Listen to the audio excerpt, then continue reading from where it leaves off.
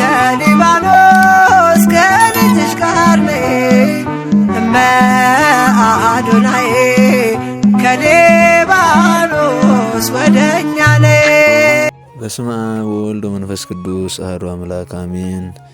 ክርስቶስ ተንሥአ እሙታን በአቢይ ኃይል ወሥልጣን አሰሮ ለሰይጣን አግዓዞ ለአዳም ሰላም እምይእዜሰ ኮነ ፍስሐ ወሰላም። ውድ ኦርቶዶክሳውያን ክርስቲያኖች ይህን ድምፅ የምታዳምጡ ነው የምታዩ በሀገር ውስጥም ከሀገር ውጭም ያላችሁ እግዚአብሔር ፍጹም ሰላም ተቃል ሰላም እላችኋለሁ። እንደምን ሰነበታችሁ? እንደምን ቆያችሁ? እንደምን ከረማችሁ? አምላካችን ቅዱስ እግዚአብሔር ክብር ምስጋና ይድረሰው። እናታችን ድንግል ማርያም ወለላይቱ ድንግል ማርያም አምላክ ውዳሴ ምስጋና ይድረሳት። ቅዱሳን ሁሉ በተሰጣቸው ክብር ማዕረግ ክብር ምስጋና ይድረሳቸው። እንኳን ለእመቤታችን ለድንግል ማርያም የልደታ በዓል የልደቷ መታሰቢያ በዓል በሰላም አደረሳችሁ አደረሰን። የእመቤታችን ዜና ልደቱን ከዚህ በመቀጠል እናቀርባለን ማለት ነው።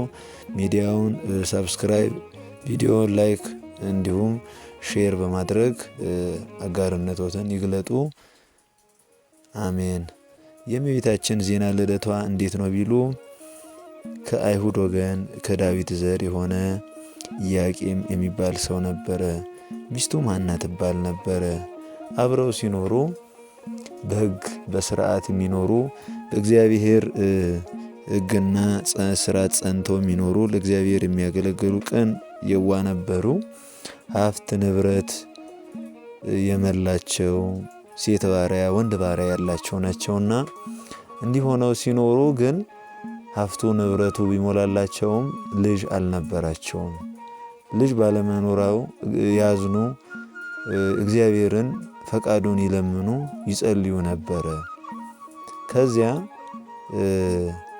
በዚህ ሁኔታ ሲኖሩ ኢያቄም 40 ዕለት ተለይቶ እግዚአብሔርን ፈቃዱን ሲለምን ይቆያል። 40 ዕለት ሲያልቅ መልአከ እግዚአብሔር ቅዱስ ገብርኤል መጥቶ የሰማይና የምድር አምላክ የሚወለድባት ንጽሕት ቅድስት የሆነች ልጅ ካንተ አብራክ ክፋይ ይገኛል ብሎ የምስራች ቃል ይነግረዋል። ይህን ሰምቶ ኢያቄም ተደስቶ ይህን ሰምቻለሁ ዛሬውኑ አደርገዋለሁ ሳይል ፈቃድ እግዚአብሔር ይሁን ብሎ በልቦናው ይጠብቅ ኑሯል። ከዚያ በኋላ ልክ በነሐሴ 7 ቀን መልአከ እግዚአብሔር ቅዱስ ገብርኤል ድግም ተገልጦ ለቅድስት ሐና በግብር ስጋዊ በፍትወት ተገናኙ። ንጽሕት ቅድስት ዘር ከእናንተ ትገኛለች ብሎ ነግሯቸዋል።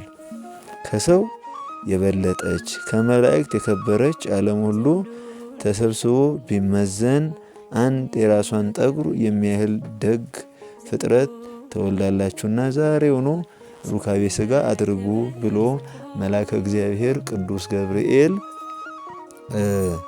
ተናግሯቸዋል። ከዚህ የተነሳ ልክ ነሐሴ 7 ቀን ቅድስት ሐናና ቅዱስ ኢያቄም በግብር ሥጋዊ ቢገናኙ እመቤታችን ድንግል ማርያም ተጸነሰች። እመቤታችን እግዝእትነ ማርያም የተጸነሰች ዕለት አይሁድ ቀንተው ተነሱባቸው። ቅናቱስ እንዴት ነው ብሎ ሳሚና የሚባል አንድ የጦሊቅ ልጅ ከኤቅዶ ካጎቱ ቤት ሂዶ ሞተ። እነርሱም እንቀብራለን ብለው በአልጋ ይዘው ሲሄዱ ከመድረስ አሳረፉት። የሐናም ያጎቷ ልጅ ነበርና ለማልቀስ ብትደርስ ዘመዶቿ ሁሉ ተሰብስበው ሲያለቅሱ ቆይቷል።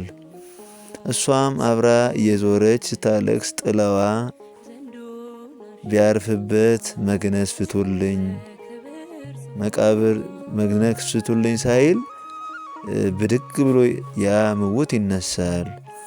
ለአብ ሙሽራው ለወልድ ወላዲቱ ለመንፈስ ቅዱስ ጽራቢቱ ተፈሲ ደስ ይበልሽ ብሎ ሰገደላት እንዲል። ከዚህ የተነሳ አይሁድ እቺ ፍጥረት ገና በእናቷ ማህፀን ሳለች እንዲህ አይነት ተአምራት የምታርግ ብትወለድማ አታስቀምጠንም ብለው ያሳድዷቸዋል፣ ይጠሏቸዋል። ጸላኢ ሰናያት በልቦናቸው ነክሶ ስለነበረ ስደት ይወጡና ሊባኖስ የምትባል ተራራ ላይ ይደርሳሉ።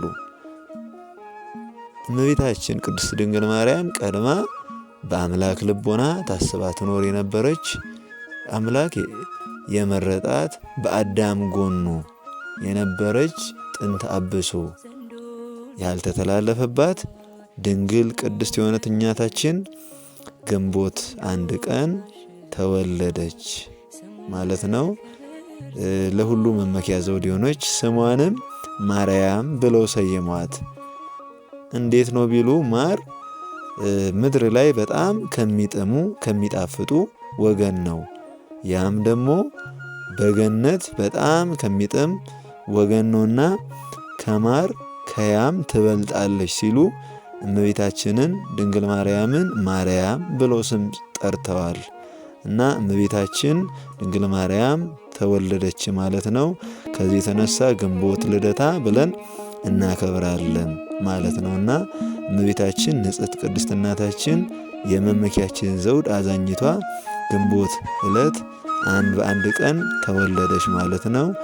ለሁሉ ማለፊያ ሆነች ተወለደችልን ማለት ነው። በረከቷ ረድኤቷ ይጠብቀን አይለየን። አሜን። ይቆየን።